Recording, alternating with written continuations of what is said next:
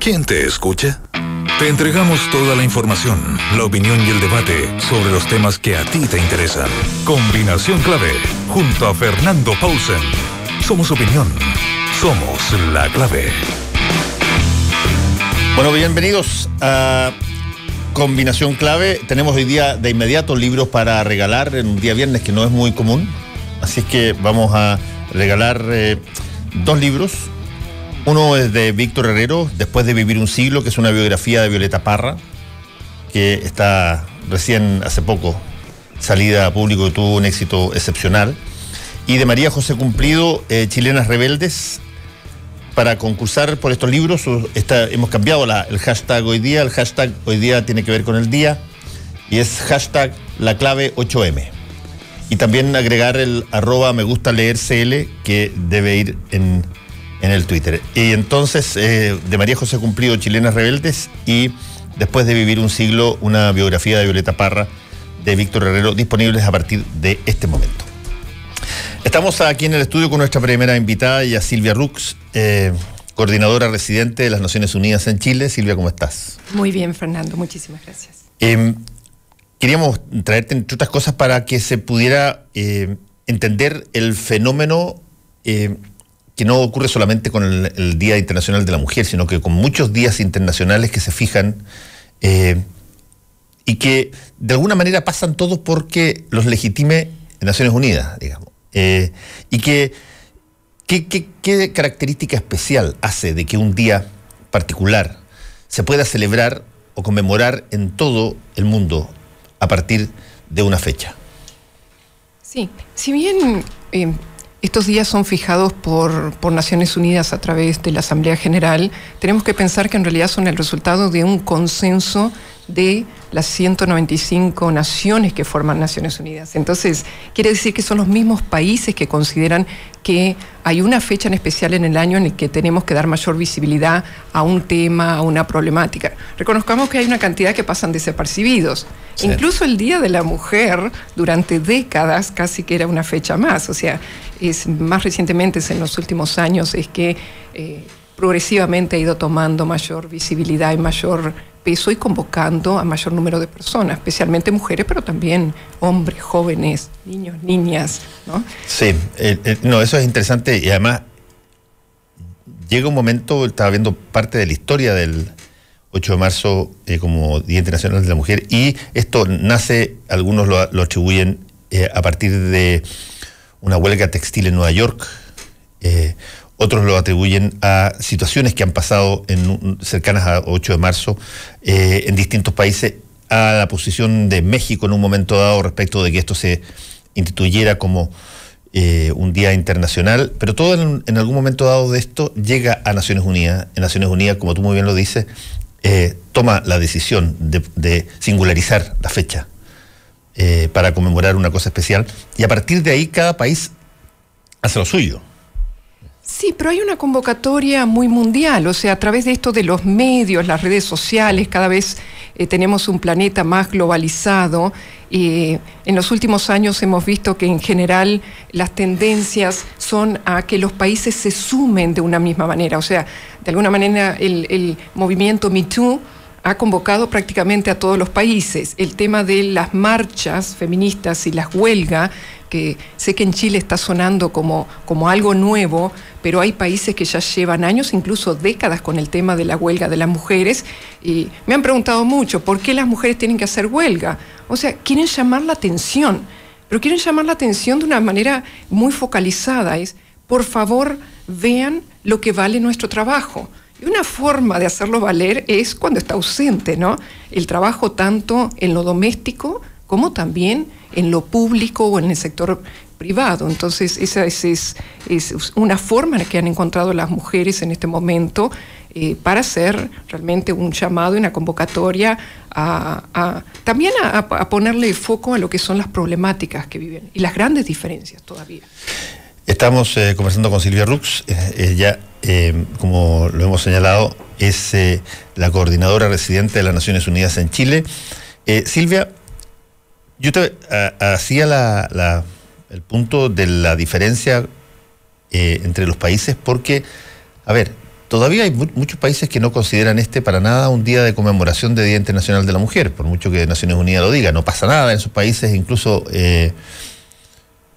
eventualmente es un día común y corriente. Muchas de estas cosas que estamos nosotros aquí estableciendo, qué sé yo, música ad hoc, las marchas que se dan en muchas partes, no pasan, ni suenan, ni van a pasar. Son los menos, cada vez menos. Es cierto, eso es muy interesante, son los menos. Pero hay un grupo de resistencia a este tipo de cosas, y particularmente no con que la ONU fije días a conmemorar, tiene que ver directamente con la situación de la mujer. Es con este día en particular. No, exactamente. A ver, los países que tienen más resistencia, si bien lo endosan en el marco de la Asamblea de Naciones Unidas, porque es muy raro que haya una objeción. Hay más objeciones por temas de cambio climático, por ejemplo, que por el Día Internacional de la Mujer. O sea, hay un consenso, no hay problema. Lo que pasa es que se celebra de diferentes maneras. Sí. Muchos de estos países, que de repente hoy lo que están haciendo es dándole una flor a la mujer, ¿no? Lo celebran como que fuera o el Día de la Madre o el día, bueno, exactamente igual. Es el día en que, bueno, le regalamos, le hacemos una torta, una cosa de eso. O sea, no es que no se celebra de forma diferente. Que finalmente lo que refleja es la visión que se tiene del rol, del papel, de la importancia de qué es la mujer en esa sociedad, ¿no? Y de alguna manera las movilizaciones, las manifestaciones y las huelgas lo que están buscando es romper con esas visiones cuando la mujer no se está sintiendo cómoda, ¿no? Y muchas veces no se está sintiendo cómoda, que me lo dicen, es porque las cifras, a mí me gusta mucho hablar de números, yo en eso, sigo con mi cuestión original, yo soy muy ingeniera, entonces me encantan los números. Los números siguen siendo muy malos en el mundo, en nuestra región de América Latina. A ver, tírate números. Tírame. Bueno, mira, estamos en el año 2019. Recién llegamos a nivel mundial a que la participación de la mujer en el mercado laboral es del 50%. Recién llegamos a la mitad. Ahora, cuando decimos 50%, es como todos los promedios, se esconden muchas cosas. En Afganistán es del 20%.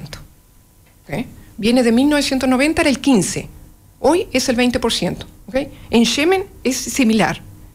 En Chile llegamos al 49%. Estamos un poquito abajo del promedio mundial. Quizás lo que me preocupa un poquito más es... Eso, perdona, son mujeres que están en edad de trabajar y que trabajan efectivamente. Exacto, que están participando en ese mercado de diferentes maneras. ¿Okay? Quiere decir, en Chile prácticamente la mitad de las mujeres... ¿Que podrían trabajar?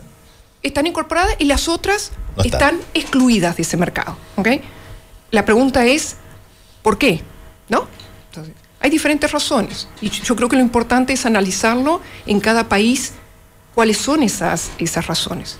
A ver, eso es interesante porque hay razones, se me ocurren a mí 2 o 3 de inmediato. Hay razones. A ver, tírala. Por ejemplo, a ver, te digo el tiro. Me encanta ver las percepciones masculinas de eso. Sí, por eso. Hay una que alguien podría decir, surge al tiro porque lo masculino te sale, pero hay una que es, bueno, hay un sector de la mujer que todavía está anclada a una cultura o una historia donde no era bien visto que la mujer trabajara. O que si es que la llegada de la mujer al trabajo quitaba otras labores que el hombre en particular concebía que eran prioritarias para la mujer. Salir de la casa, salir del cuidado de los niños fue maltratado durante mucho y sigue siendo maltratado. Por lo tanto, muchas personas pueden tener la visión de, oye, si mi marido trabaja, ¿para qué trabajo yo? Bueno, sigue estando esa percepción. Justamente hoy salen los resultados de un trabajo que hace el PNUD sobre las diferencias en percepciones en Chile, y vemos que todavía hay un porcentaje de gente, particularmente hombres y mujeres, pero mayoritariamente hombres, que tienen esa idea, que está muy arraigado a temas culturales. Exacto. Pero cada vez es menos. En realidad, si nos ponemos a ver los números, vemos que las razones de la falta de incorporación de mujeres en el mercado, que es un tema económico, es también por razones económicas, ¿no? Vinculadas, socioeconómicas, digamos. Okay. Y en el caso de Chile es muy particular porque se ve la diferencia por deciles. Cuando uno ve el gráfico de ingresos por deciles en la mujer y la incorporación al mercado, o sea, las mujeres de más ingreso en este país participan en el mercado en un 70%. Casi igual que el hombre, tienen una... Pero las mujeres de menores ingresos, las más pobres de Chile, solo participan en un 27%. Las que más necesitan esos ingresos, ¿no? 3 están excluidas. ¿Por qué? Porque hacen las cuentas en gran parte. Entonces dicen, si yo tengo que pagar transporte, que además son 2 o 3 por día, 2 horas, movilizarme un trabajo que apenas me da el salario mínimo y después otra vez el cuidado de hijos e hijas, el cuidado de adultos mayores, y ahora me dicen hasta las mascotas le caen a las mujeres, ¿no? Entonces, no les dan las cuentas, no les dan. En Chile hay un porcentaje grande de mujer educada, calificada, incluso con grados universitarios que está en la casa, ¿ya? Porque aún con salarios, no dan con los costos para compensar ese. Entonces ahí, bueno, también empieza a tener un poquito más de peso la discusión en la pareja. Entonces salgo yo. Se ha dado caso de que incluso en que mujeres podrían conseguir mejores recursos, ahí sí tiene el peso cultural, ¿no?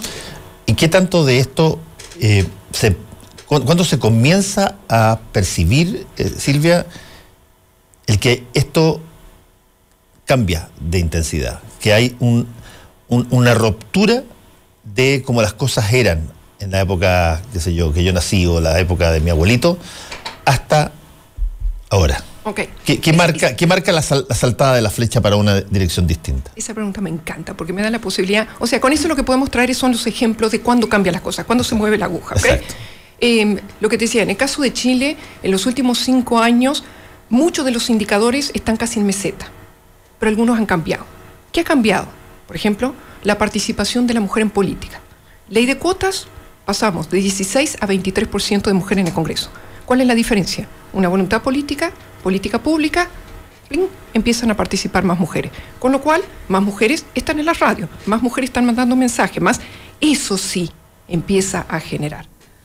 En otro sector, el sector privado, que yo trabajo mucho últimamente con las empresas. O sea, en el caso de Chile, para mí es sumamente interesante, el sector público tiene mejores indicadores en muchos casos que el sector privado, que no es lo que pasa en otros países. Ejemplo, las empresas públicas, CEP, 42% tienen mujeres en el directorio. En empresas IPSA, 8%. Esas son el sistema privado. Sí, exacto. 8%. ¿Cuál es la diferencia entre una y otra? Voluntad política. Un día se dijo, mujeres al directorio, ¿no? Política pública. Lo bonito también en este caso, que se ha convertido en una política de Estado, porque eso empieza con gobierno anterior y se ha mantenido. Que eso es fundamental. Cuando tú me dices, ¿cuándo se empiezan a notar? Es cuando hay políticas públicas que además se convierten en políticas de Estado y no cosa que un gobierno va cambiando tras otro. Hay continuidad. Porque claro, transformar estas culturas lleva mucho tiempo. Entonces necesitamos medidas con voluntad sostenida en el tiempo. ¿Okay? Todo eso es lo que empieza a cambiar. ¿Por qué no ha cambiado en lo de participación política, en lo de participación en el mercado laboral? No ha habido diferencia en materia de política pública. O sea, América Latina sí, hemos visto que ha ido subiendo. América Latina está en el 55% de participación. 6 puntos de diferencia con Chile. ¿Okay? América Latina sí, en varios países está aplicando políticas que implican mejoras para las mujeres en ese sentido.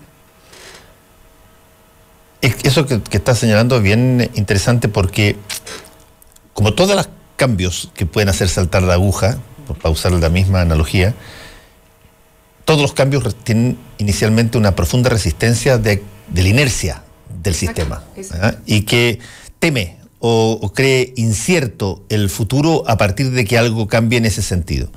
Y lo que se demostró en el caso de la ley de cuotas, que fue muy discutida, que hubo mucha gente, muchas mujeres incluso, que decían, ¿por qué nosotros tenemos que tener una cuota agregada? Y qué sé yo. Perdón, muchas mujeres que hoy dicen, yo pensaba eso, sí, y ahora reconozco... Por supuesto, okay, reconozco que fue una buena medida. Exacto. Y en gran medida las leyes de cuota son lo que podríamos denominar lo que Richard Thaler denomina nudge, es un empujoncito. Exactamente. Es un pequeño topeteo que hace que te muevas, que salgas de la inercia. ¿Y por qué? Porque por los rezagos, las desventajas. O sea, muchas veces nos dicen, bueno, ¿y las leyes de cuotas hasta cuándo? Hasta que alcancemos la igualdad. O sea, ¿cuándo utilizar ley de cuota? cuando la brecha es tan importante que justamente necesitamos ese empujoncito para llegar aunque sea 0, porque hoy estamos en negativo. Después dejemos la inercia hacer su trabajo y veamos a ver si funciona o no, o si necesitamos realmente ponerle una mano para hacer ciertos ajustes.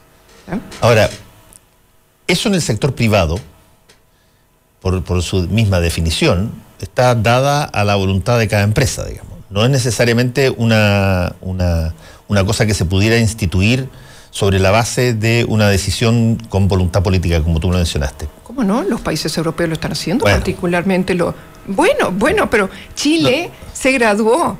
O sea, lo que estamos esperando de Chile, y quizás también de mi país, son los 2 países que están Uruguay eres tú. Graduados, exactamente, países de altos ingresos, se les pide que sean modelos y ejemplo.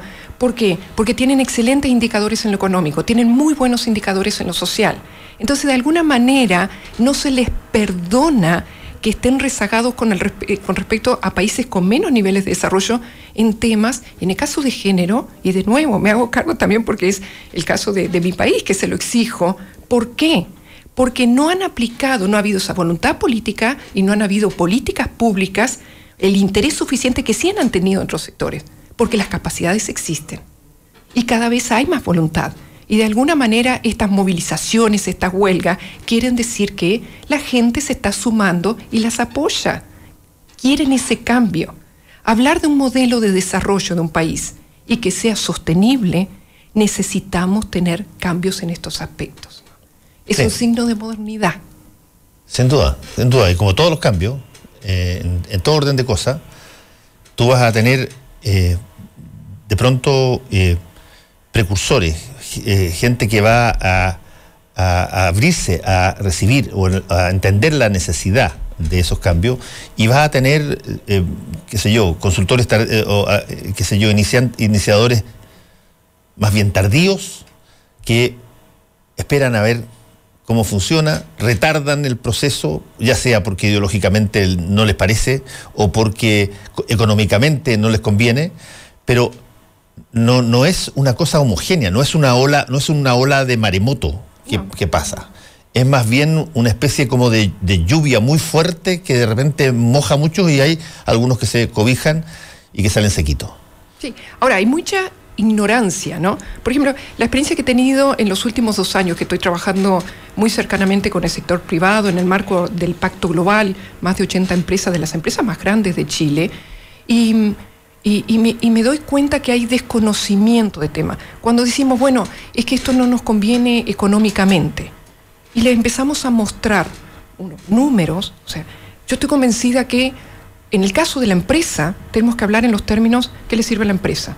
O sea, demostrarle, usted gana si incorpora más mujeres. Usted gana si incorpora esa variedad, esa riqueza, y empezar a mostrarle cómo, a través de los años, en diferentes países, incluyendo en Chile, porque generalmente cuando digo Europa, países nórdicos, me dicen, claro, es allá arriba todo. No, también en Chile. Y tenemos modelos de empresa que año tras año se están mostrando que esa incorporación de riqueza y diversidad en todos los niveles de su organización está dando buenos resultados. Sí. Ayer creo que fue la sociedad Teixeira me habló de un informe que había sobre empresas que efectivamente habían adoptado un cambio radical respecto de la integración en general, no solamente al trabajo de la mujer dentro de la empresa, y que había muchas empresas chilenas que habían iniciado ese camino. No sé si me lo habré mandado porque me lo quiero mandar, pero eso es importante. Lo importante también es que no solo es que se sepa, y ahí tenemos probablemente nosotros más responsabilidad, sino que además que se comente de boca en boca y de reunión ejecutiva en reunión ejecutiva, que esto es positivo y esto es extraordinariamente útil. Y beneficioso. Y beneficioso. Incluso en otros campos. Mira que algunas de las charlas que tuvimos en un momento, y les planteé a las empresas el tema de trabajar lo de la violencia doméstica y la violencia contra la mujer. Y me miraron como diciendo, ¿y nosotros qué tenemos que ver con eso? Entonces empezamos a mostrar datos, ¿no? Hay más de unos países que en otros. El impacto que tiene esa violencia sobre las empresas, ¿no? Ausentismo, después, alta rotación, ¿no? Tema de costos, no digamos para el Estado, al Estado le implica obviamente costos de salud, salud mental, después el tema de hijos y hijas, ¿no? Más cuando hay feminicidio y el Estado se tiene que hacer cargo y todo. Pero hablemos de la empresa como tal. Cuando empezaron a ver eso y empezaron a aplicar, dándonos, digamos, la oportunidad, hagámoslo como un programa piloto, no tenían conciencia que había mujeres dentro de su empresa que sufrían de ese tipo de violencia. Cuando vemos los números de nuestros países, o sea, hay que ser una empresa muy especial para que ninguna de las 500 mujeres o 200, ninguna sufra ese caso, porque además tenemos la violencia generalizada en todos los niveles socioeconómicos en los países. Y en América Latina bajó la tasa de homicidios y subió la tasa de feminicidios. Y vemos incluso que no hay una correlación con tema de desarrollo. De nuevo, países como Chile y Uruguay, bueno, también es cierto que tenemos más registro ahora, pero llama mucho la atención el número de feminicidios y el número de intentos. Es muy alto. Sí, estamos conversando con Silvia Rux, coordinadora residente de Naciones Unidas en Chile. Hay alrededor de esto, y eso yo lo he aprendido a valorar, a pesar de que me ha costado entenderlo, porque a uno le cuesta entender mucho de este fenómeno, que tú, por ejemplo, en la marcha de hoy día, caben, no todas las personas o mujeres que van a ir son personas que piensan exactamente lo mismo respecto de cómo debiera ser o dónde debiera terminar el movimiento feminista. Hay algunas que probablemente piensan en que esto debiera ser mucho más agudo que otras. Lo interesante es que, me lo decía ayer Teresa Valdés Echeñique en Última Mirada, lo interesante es que la experiencia común de todas ellas tienen un denominador común que pueden perfectamente compartir con las personas. No importa si es que tú eres alguien que dice que esto tiene que producir una brecha brutal respecto de los hombres, u otras que dicen no, esto tiene que generar un puente distinto con respecto a... En la experiencia práctica de vivir como mujer todos los días, incluso la persona más extrema con la persona más moderada se encuentran. Se encuentran, exacto. Hay una visión común al final, hay un factor común, estoy de acuerdo, exacto. ¿Y ese factor común cuál es? En el caso de Chile, y si vemos un poquito lo de la demanda, bueno, en el caso mío me toca hablar con diferentes sectores, hay factores comunes, totalmente. Cuando tú hablas, preguntas muy extremas en el sentido, ¿qué opinas de la violencia contra la mujer? ¿No? Obviamente te dicen que están de acuerdo. Ok, no deberíamos hacer algo para erradicarla. Sí. Ahora, generalmente ven que el alien es alguien externo. No, a ver, un momentito. Todos somos corresponsables como sociedad, ¿no? Cuando, o sea, uno de los problemas más serios que tenemos es que la gente no denuncia. Fíjate que en el caso de Chile, este dato sí me impresionó muchísimo. Las mujeres en Chile tardan en promedio 7 años en denunciar violencia doméstica. Son 7 años de sufrimiento para toda una familia. Tú me dices que los vecinos no se enteran, ¿no? En la oficina no se enteran, en el colegio los chicos no se enteran, y por 7 años todos estamos calladitos, ¿me entiendes? Entonces, eso es lo que movilizan en las marchas. Después, estamos de acuerdo con que las mujeres tengan opciones de cuidado, la famosa sala cuna. Sí, estamos de acuerdo. El tema es cómo lo hacemos, pero estamos de acuerdo. Después discutamos el cómo, ¿ok? Hay como preguntas a nivel de titulares que cuando se contestan que sí, no importa la ideología, no importa la posición, eso es lo que nos convoca. Y creo que ahí es lo importante, bueno, nosotros en Naciones Unidas siempre hablamos la importancia del diálogo social. Para serte muy franca, me han estado preguntando mucho de las diferencias en temas de política pública del gobierno anterior con este gobierno. Sí, claro, hay diferencia en políticas públicas en cuanto a igualdad de género. Ahora, ¿qué es lo que vemos nosotros como extremadamente positivo? Son muy complementarias. De repente, de un lado, se ha trabajado más en temas o de derechos de las mujeres o en temas de las condiciones sociales, y tanto el programa del gobierno del presidente Piñera como después lo que fue la agenda de género, ahora está buscando más trabajar en la dimensión económica, la participación, la brecha salarial, la brecha de ingreso de las mujeres. ¿Qué decimos nosotros? ¡Qué bueno! No descontinuemos esto, pero qué bueno que estamos incorporando también la dimensión económica, ¿ok? Ahí estamos viendo dónde tenemos oportunidades de seguir avanzando con base en los consensos. Silvia, ¿cuál es tu canción feminista favorita? ¡Wow! Piénsalo rápido, porque te tengo una. Hay una de Bebe que me encanta. Bebé. ¿De Bebé? La española, sí, que además es contra la violencia, sí. ¿Y cómo se llama? Uy, ¿No te acuerdas? Wow. O sea, estamos tratando de buscar bueno, Bebé tiene una cantidad de canciones feministas, sí, pero son... ¿Ella? Ella. O sea, Bebé me hace bailar siempre, yo soy gran bailarina, entonces... Bueno... Esa. Vamos te voy a agradecer mucho que hayas estado aquí con nosotros y vamos a hacer un paso a la primera tanda comercial a través de Bebé, tu favorita. Muchas gracias. Qué lindo regalo, gracias. Hoy sueña lo que quiere, sin preocuparse por nada.